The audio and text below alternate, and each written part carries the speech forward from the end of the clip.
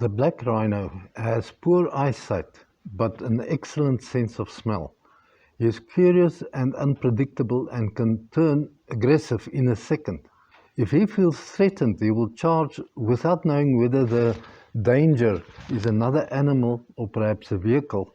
At about 55 kilometers per hour and up to a ton of meat and muscle behind his two horns, he can cause a lot of damage and even, of course, death. Professor Rudolf Schenkel of Switzerland can attest to the capriciousness, speed and agility of the black rhino. He was doing research on rhinos in Africa when a black rhino suddenly turned around and charged him at full speed. Luckily, Schenkel could jump out of the rhino's way just in time and ran to a nearby smallish tree. The rhino, however, turned on a dime and again charged the professor and prevented him from climbing to safety by chasing him all around the tree. The rhinoceros eventually hooked the researcher around his body with his horn and flung him into the air. Schenkel landed on the rhino's shoulder and then slid off to the ground. Winded, the professor lay there helplessly and fully expected the animal to trample him to death. As it approached, Schenkel lifted his foot, sort of as in self-defense. The rhino stopped, sniffed the foot, and then calmly turned around and trotted away.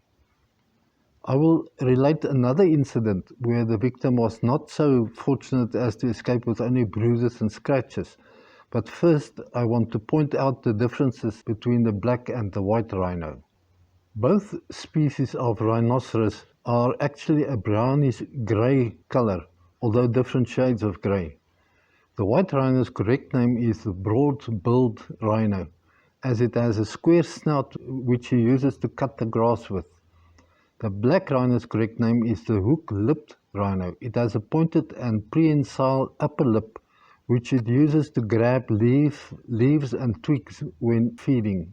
A white rhino is almost twice as big and as heavy as a black rhino and much more evenly tempered.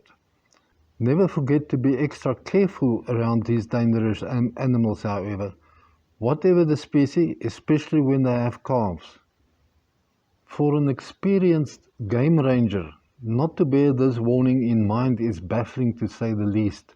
But this is exactly what happened to Chantel Beyer and her husband Sven Fouche in January of 2013. They were part of a small group of game enthusiasts who got out of the game drive vehicle to take photos of two rhinos in a game reserve close to Johannesburg. The ranger assured the group that it was safe and even told Chantel to pose for a photo closer to the rhinos. Moments after the photo was taken, the black rhino nearest to Chantel charged her and pierced her chest from behind. Beyer luckily survived the attack but was severely hurt and was treated for broken ribs and a collapsed lung. The lesson to take away from these incidents is that we must always be careful and respect nature. All animals should be recognized as being wild and that you may be seen as a threat by them. All animals will defend themselves, their territory and their offspring with tooth and nail and horn and whatever else they can use as a weapon. After all, humans are nature's biggest threat.